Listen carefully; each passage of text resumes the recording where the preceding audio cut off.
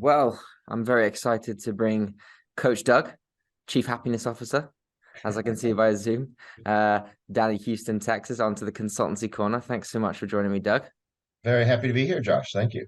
I've wanted to get you on this for a while actually because you work with closely with my dad. We work together a bit, and your name's kind of synonymous within the coaching world and action coaches. Being kind of a leader of the community. So I thought it'd be a really good idea to maybe dive into how that happened and what you were doing before coaching to start with. So tell us the Coach Doug origin story. What happened? So I was born a long time ago, yeah, in this wonderful town, Detroit suburb in Michigan. And probably about, I guess I was 14, I started selling greeting cards door to door because we needed money for Christmas presents. When you're a 14-year-old selling greeting cards door to door, you're probably pretty good because, if you're 14 and you're cute and you're selling, inexpensive greeting cards, who could say no? So, anyways, I got a little excited about, selling things at that age. I learned a little bit more about business from my parents. They had a maid service business and a painting business. Didn't know how challenged they were in owning a business. And so, they just always said, go to college, get a degree, never own a business. To which I went to college, got a degree, and then decided that I should have a business. And so I started an IT business. And it was just a job, as I now know the definition of job versus owning a business. And I was just a one man show, and I did pretty good. I was making about 100 $125 an hour, 200 250 grand a year, really good and happy. And the customer said, I need more of you, Doug. And I'm like, oh, I'm already busy with you as much as I can. And they went, well, hire somebody. And I went, okay. And they said, and we'll pay the same rate, and you just pay that person less. And I thought, that Sounds fun. sounds easy. So I hired somebody and put them at the client. And so me and that first employee worked at the client. And then the client said, we need more people. Well, that turned into 8 people. And so I was making almost 100 grand per person on the gig a year. And so it was really good. And then probably like the sixth person I hired said, hey, Doug, how about I sell for you and you come back here and run the office? And I thought that sounds like a good idea. So we grew to 60 some people, 64 people. Rather than making a couple 100 grand a year, I was making 250,000 a month. Wow. Really, really exciting. And probably the best thing that I learned was if I wanted to sell the business, um, I have to like stop doing everything. Yeah. By the way, if it ran without me, I'd get 4 times more money for the business. So Mm. that became my goal, is to get the business to run without me. And so it definitely got the business to run without me. I was doing lots of big vacations, traveling the world, uh, being raised in a relatively poor family. Both were entrepreneurs, but both kind of sucked at making money. We got kicked out of our house 9 out of 12 years as I was going through regular school. And like I said, I didn't know how unhappy they were about business, but I was pretty successful in business. And so people have asked, what was the difference? The real difference was I actually learned how to grow a business. And so sold that business, actually had another business, built it and sold it as well. Kind of retired at 44, I think it was 43 years old, and got bored. And so then I started looking for a job. Let's just go work for somebody else. It was fun growing a business. It was fun selling the business. It was fun making lots of money, but it's got to be easier as an employee. So I started looking for a job, and this company called Action Coach said, hey, why don't you come teach other people how to indeed grow a business and get it sellable? And I thought, no way. There's no way I want to teach anyone anything.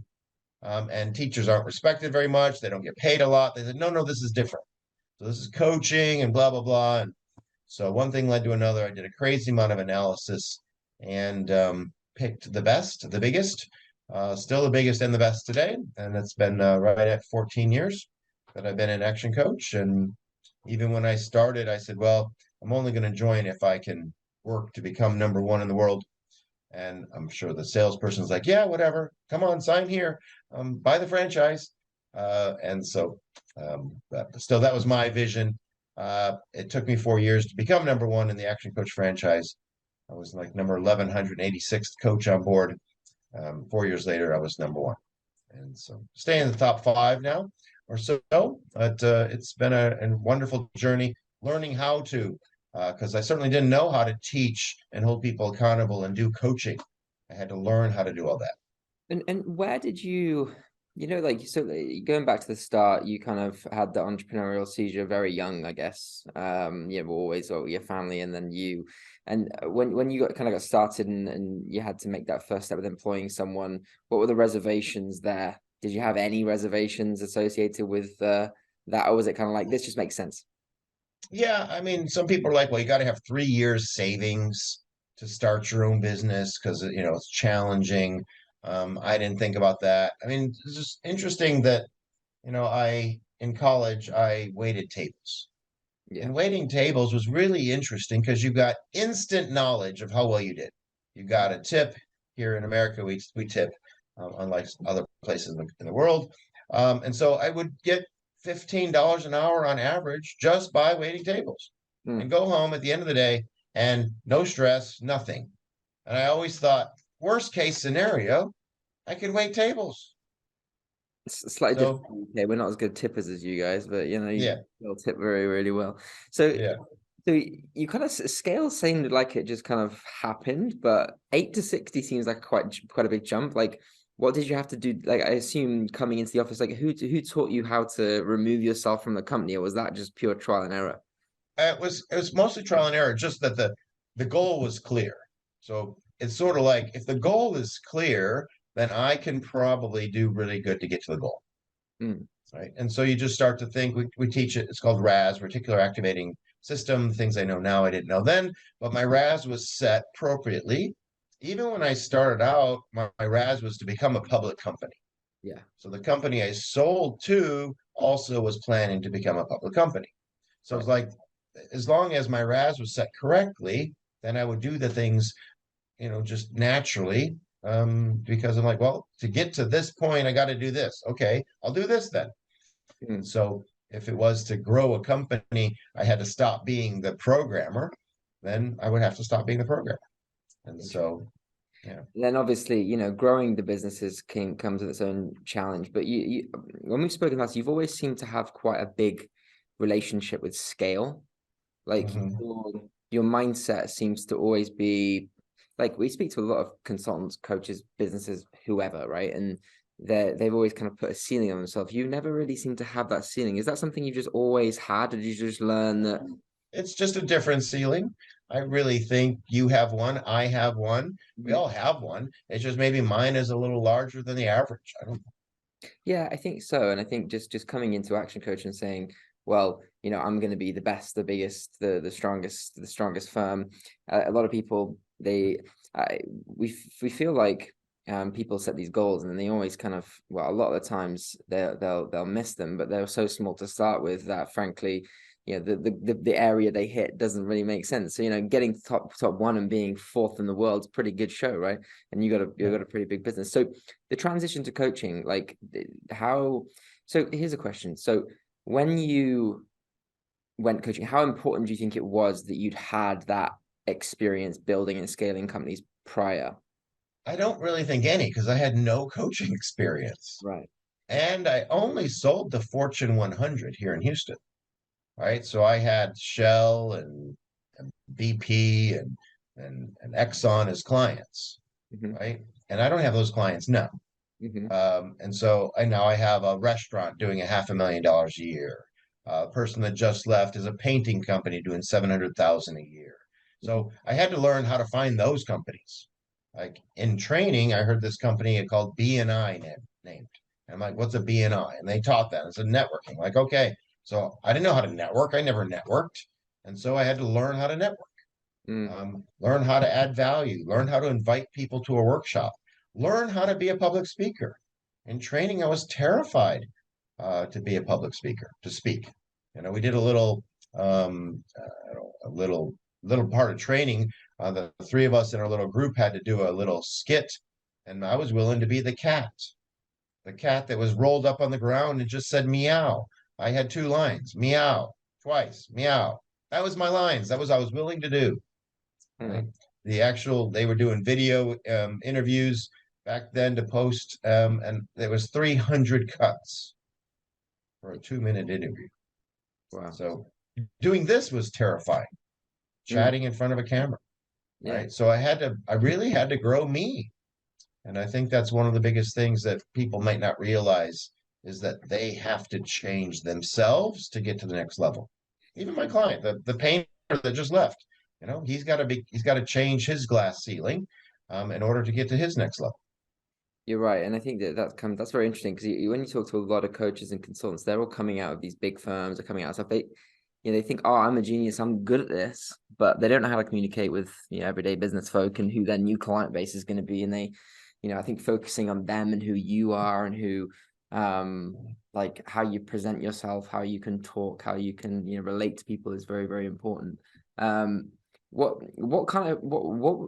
would you say was the biggest challenge starting your firm? Like, what were the things that you struggled with? Well, some say I didn't struggle with anything. I mean, the success rate was fast, but no, there was crazy amounts of pain and suffering. And I like to say, you can either, let's say it took me a year of pain and suffering, and 4 years to get to number one, but like a year to get in the top, I'll say top 20, Mm. right? So I just jam packed all of the pain and suffering into a few months rather than over a decade. And what was that pain and suffering? Well, like learning to be a public speaker, Mm-hmm. like taking an improv class, even though I'm terrified of being on stage, but pay the few $100, and go to class where at the end of 8 weeks, you're doing a live improv. All of the students invite their friends and family, and the room is full of 100 people, and you're doing the stupid stuff improv does on stage, and you're making a fool of yourself. Right? I do remember Um, improv being pretty fun. yeah, When you get confident. yeah, I'm a little bit more of an introvert than an extrovert, and so it was challenging, but I was willing to do it because I knew I had a goal. Mm. And the most influential people in the world are great at public speaking. Agreed. I They think become leaders of countries because they're good at influencing to large audiences. probably one of the biggest assets you need as a personal brand kind of coach consultant is your ability to talk. I assume Yeah, it's like yeah. how much effort and work are people actually putting into that. I'd love to know how many of the viewers and listeners of this have gone to an improv class. I bet it's zero. There's not many, right? And then acting classes. So I went to a couple acting classes. Again, like 6-week courses, 8-week courses, a few $100s, right? And then the year before COVID, I paid $35,000 for a voice coach, Mm-hmm. right? Interesting. So Because I still wanted to be better. yeah, building your learning and your ability to communicate and talk to people is and persuade. I guess there's a lot of the things with coaching consultancies is that people are not aware of issues, or they don't want to admit issues, and that it's that ability to have conversation with them, right, about problems they maybe not be aware of, or they don't want to talk about. So when you were initially talking to clients, like what was the approach you took? Because like you said yourself, you grew pretty successful pretty quickly. So did you do anything different? I did a lot of things different, and I say that's the that's the massive benefit of Action Coach. Like if you talk at networking about the 5 ways, which no business owner, I didn't hear about the 5 ways. I didn't learn 6 steps or 5 ways when I was building the last business. And now I can go out networking and say, so tell me a little bit about your niche. And they're like, what do you mean? Oh, I don't know. What's your uniqueness? Why I buy from you as an insurance company versus the other insurance company? And they'll say things like, oh, because we have great customer service. Of course, we know everybody says that. So I can ask a few more questions. I said, well, but if I go chat with Bob over there, who also sells insurance, he could probably tell me the same thing. Mm. So one of the things we do at Action Coach is help you come up with a more uniqueness than just customer service. Absolutely need to deliver a fantastic service. But what would make you stand out so that I would buy from you versus them? Or your restaurant. Why would I buy from your restaurant versus the other one? We're getting live here. In fact, that might look even better. Let me just make sure this light comes back on. Yeah. I'll say, you look a little, yeah. And I look There we go. as white. I look as white as the shirt. It's crazy. It's good job that this is going on Yeah. audio and podcast, right? So they can't see it too much. But Oh, there's yeah. the Okay, good. video to the B-roll. So there's two words that let me flag you off. There's two words that have been coming up in these podcasts more and more and more. The first word is assumption. Now people assume more about prospects before they talk to them. They assume a lot about businesses. They assume a lot. How do you guys deal with assuming problems and assuming people's positions and things like that? So what does the word assumption mean to you guys in coaching? Well, I use actually that because I'll say the assumption is true. If a business owner is going networking, what does a business owner want from networking? Sales. Leads. That's an assumption, right? Now, that's probably true most of the time, not all the time. So it can be a great place for us to go talk to prospects, right? Because they're business owners and they want leads. And what are we good at? Teaching how to generate leads. Right? Now, some will go networking for social life, or Thursday night networking is more like date night. Go find a date for the weekend. So we've learned that, right? But assuming that that's true, and it probably is true most of the time, that's a great target. Assuming that people want to be more successful, meaning that's why I got Chief Happiness Officer on there. I assume people want to be happier, be more successful, have a happier life because they have a more successful business. So that's my assumption. It's not true for everybody, but it's true for most people. Love to have a happier life because they have a more successful business. Now, that's where the assumptions probably need to end.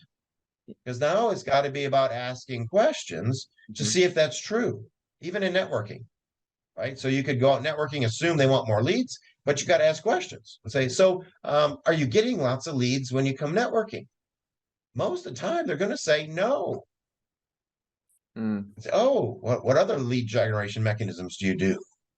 Oh, well, this is probably it. This is kind of all I do. Oh, is that because you haven't learned other things or just don't like to do the other things, or the other things don't work for you? Questions. Right? Yes. And what would you say? So let's say Doug Winnie is talking to a prospect he's just met, right? You're having a 20-minute conversation. It's not necessarily about coaching yet. What would be, and don't tell us just do a complete secret sauce here, Doug, if you don't want to, but like what would be the most powerful questions? What are the most powerful questions you can use with someone new? Yeah, I say that, you need to understand their personality. Right? So we do a lot of DISC, and that's something I learned in Action Coach, and I've studied it a lot. Understand who that person is from a behavior perspective. Because if they're, let's just say the high D, they want results, right? And so I could chat with that person and say, so tell me how long you've been in business. And they go, oh, about 8 years. And I can say, oh, well, you're probably pretty good. Say it's a lawyer. I like to pick on lawyers a lot. So, the lawyer, because they're really smart to pass the law exams and the bars and be good, they have to study crazy amounts of work and get good at law. So easy to pick on because they basically have a great job. They don't really have a business. And so a lawyer, I can ask them questions. They happen to be a high D. They want results. They're good at what they do. I can say, well, how many offices do you have open? And they go, well, just one. And I say, oh, is that because what you do is only limited to that one office? Or is there more opportunity in the rest of the country or state or world? Well, yeah, there is. So, well, what is the reason you don't have at least 5 offices by now? You've been in business 8 years. So now I've irritated them a bit, and they will give me some stupid excuse. And I'll say, well, if we were working together, I would only work with you if you were interested in solving those problems. Getting out of being chief lawyer and become chief executive officer or CEO. And I changed the word executive to expansion. So I call the CEO chief expansion officer. And if you're not chief expansion officer, you probably have a job. not a business. This is good. This is good. This is good. I remember from when we worked together, the questions were important, and I think questions for us has become like the most vital part of this whole thing, like growing companies, and even in the decorating firm, which we have shares in, like the chief quotation officer, I guess, is massively just uses questions now. And just to let this, it's the information you build around someone, like the problems, the irritation piece as well. I think that like adding questions that will, because most of these guys are type A, right? Or girls are type A, they're quite competitive. So, I know irritation for me just brings my competitive edge out. I know when I'm working with Brad, he just constantly wants to irritate me because he knows it's going to be competitive, and it's like that. So I think, using things to get out that competitive brain, spark people into thinking about, oh, maybe I should be here, maybe I am, stuck in this position is important, right? Interesting. The other word, Doug, is empathy, that keeps coming up. Now, what's your opinion around empathy when talking to clients, talking to prospects? How important is empathy to you guys, or are you kind of more, Yeah. Well, empathy is something, it's a skill, right? And if you don't have empathy, you'll suck at marketing. If you don't have empathy, you won't be a very good coach. So empathy, I like to say empathy, well, it is the ability to step into somebody else's shoes, feel what they feel, and then step out and have logical help for them, because you want to be able to connect with them. I like to say it's like, what's that show? Avatar. So the show Avatar, you seen Avatar? A lot of people, I guess, the biggest grossing movie in the world ever. So I think most people have heard of it or seen it, right? So the Avatar connects on these horses, right, or these Pegasus, and they connect with they connect their hair to the horse's hair, the Pegasus hair, and now they're like one, and they fly together around, where they fly. So I consider that the same thing. You connect with your client like the Avatar does to the Pegasus, but then you disconnect and now you can help them.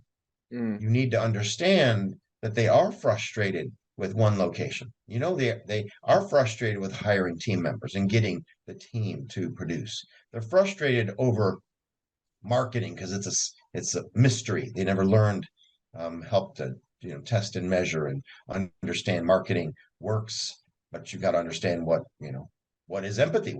Because the same thing happens in marketing, or same thing is required in marketing as empathy.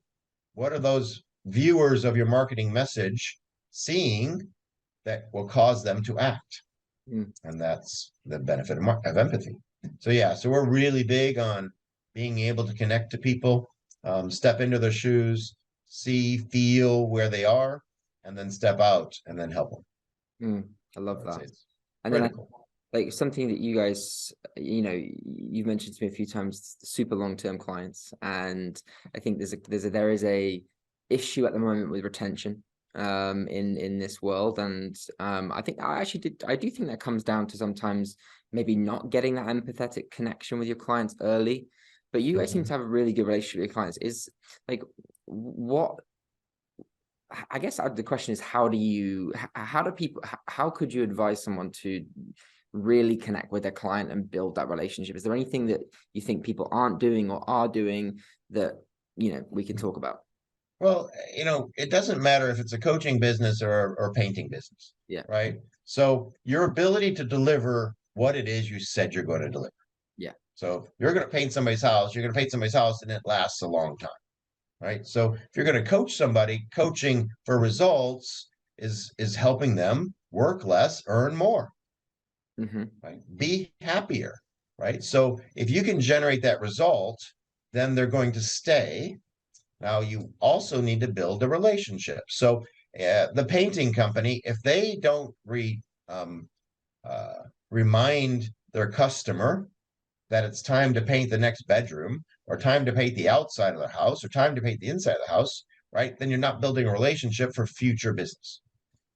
With the coaches in the world, right? They have to understand that there's always another thing to do to get to the next business, next level in the business, right? So I kind of created Well, I wrote a book called Business Blind Spots, right? And it talks about, I say, 5 pillars, and the 5 pillars are marketing, sales, operations, finance, and team. And regardless of the size of the business, there's things to fix in one of those pillars, or usually 2 or 3 pillars. The smallest business usually only has sales and operations working. They have no clue what marketing is. They don't have a team. They have finance issues. And so they need to, they're barely alive because 2 of the 5 pillars are working. So the stool, if it was a 5-pillar stool, 5-legged stool, it's barely alive. It's barely standing up. Got to have at least 3 working for it to really, be good. And so I talk about, eventually marketing's working, and then you need more salespeople. And then the salespeople are delivering, they're converting well, and then you need more operations people. And then operations is going well, and you probably have some finance issues because cash flow changes, you invest more in the business, there's more things going on, and so you need more sales. So you go back to marketing, and then marketing's working better, and then you need more salespeople. Then you're going to have team issues. You're going to have HR department that helps with the team, and then depending on the model, you may still have finance issues. So it's a round robin. It's always something to do to get that solid business to the next level, and the next level, and the next level. Doesn't matter if you're $1 billion company or $100,000 company. And where do you think people are making mistakes on that standpoint? Where do you think where are we losing clients, I guess, from a coaching and consulting perspective? Well, it's really mostly because they're probably not getting the results or not good at sharing the results. So let's just say the painter doesn't check in with that client in 3 months to make sure there's no peeling, right? Make sure everything's going well. Then if they don't do that, then the customer doesn't know they did a good paint job. They just got a paint job, right? So the coach who gets the client, like this particular client, this painter who did just leave, his conversion rate's up 10% from 3 months ago, right? Now, I said, so what will that do for the rest of the year if your conversion rate stays up 10%? So did some math, works out. He will earn about $90,000 more profit because of that increase in conversion rate. And I say, well, that's good. How much will that cover for coaching? He's like, well, that's like 3 times the investment in coaching. So good. Well, we got a lot more strategies to work on, but now we know coaching is paid for because you're going to get 3 times more profit just on that increase. So sharing with the client the actual results is critical. I love that. That's important. And if you don't do that, the assumption, back to the other word you're talking about, right, is that they know that they got results. They don't know. Right? Very interesting, Doug. And I think we could chat for hours on this, but we have a couple minutes left. I want to make sure that you share about your book. So where can people find this book? It's on Amazon. So Business Blind Spots, Doug Winnie. It does talk about the 5 pillars. It's got checklists at the end of every chapter to make sure you're working on stuff. So it's on Audible. I'm an Audible person. So I hired this Brit who has cool accent to do the reading of it or the acting of it. So the Audible isn't me, which I think is better. So it's on audible.com. It's on Amazon. You can get it pretty much in every country in the world. It became a #1 bestseller within 30 days. I put it out right at the end of pandemic, which was fun. Did we end the pandemic yet? Anyway, so I guess when we stopped wearing masks is about the time it came out, like 18 months ago or so. So it's out there. A lot of people go, wow, that's a great book. There's wonderful stories in it. But the best thing is what the checklist causes people to actually do the work. That's in the book. So there's a lot of action coach concepts in there. I got some good information from Brad Sugars in there. Marshall Goldsmith has got some comments in there. So it's got some good meat to it. Good. Well, thank you so much for the insight. I think that's been really good, and I'm sure people will very much enjoy that, Doug. And I really, really appreciate it. So thanks. Good to be here. I hope people will actually act on the new education. Me too. Thanks so much. All right. Thank you. Thanks so much for that, Doug. That was great. I enjoyed that. And I took a lot from that too. So thank you. Yeah, It's like that's a mini fun. session. So really, really Yeah, good. We'll share it with you, and if you, I'll grab the link for your Amazon. We'll put it in the YouTubes and podcasts and whatever, and okay, and go cool. from there. Yeah, I'll fun. see you in a few weeks, I guess. Yeah, sounds good. What are you trying to accomplish? What is your goal of podcasts? So one of the things that we, as you initially you pointed out with when we first started like really working in the coaching consultancy industry was, you know, conversion is going to be key, and you know, no matter, I guess, no matter how much we kind of present what we do, like we'll always run into people that struggle with, you know, selling and retaining clients, and our goal is just to try and bring more real life education in to help coaches, consultants, whoever, like keep and sell and keep their clients. So that's the aim. We've had lots of great people on, so fingers crossed that we've managed to get up a couple products very consistently delivering conversations, and like, you know, most people are having 10 or 15 conversations a month now across the world in about 12 different languages. So it's great. It's just getting them to sell. Cool, good. Yeah, well, when you get obviously I'm happy to pay you for this, Doug, but when you have some time, I'd love to sit and run through the business spotlight conversion tools and like the manual with you, just to get your thoughts, because I think there's a lot of these questions that I think we could be adding into like the post discussion, post interview thing they do, just because a lot of coaches at the moment, they're just kind of just flapping. And they're ruining conversations that are just wonderful businesses that should be coached. I'm not quite sure, as I'm not a coach, how to educate them on that. So Yeah. maybe Remember, I do have several examples of interviews, or interviews that turn to pivot sessions, and pivot sessions turn to diags, and of course diags that turn to clients. It is a lot of time the coach doesn't understand the goal. Like, what is the goal of an interview? To book a pivot session, a yes, strategy session. That's your entire goal. That's it. It's not to do an interview. You know, you're going to use the interview to get to this end game, right? But I do think that sometimes I say a struggle with this very beginning, like ulterior motive. If you have an ulterior motive, is that okay? But if you love your product, you know your product is really good, then it's okay. Yeah, I think At the end so. of the day, they give us $35,000 a year, and we give them $300,000. Is that okay? Yeah. Yeah, it's damn okay, man. It's just Yeah, getting okay. mindset It's right. really, really good. So it's getting that brain to understand there's a goal, and getting them to think, I got to get them into the next session. I got to get them into the diac. I got to get them to enroll. Kind of their duty, isn't it, right? And to make Yeah, sure that yeah, otherwise they're leaving someone off making $300,000 a year, right? So it's exactly. insane. So Yeah.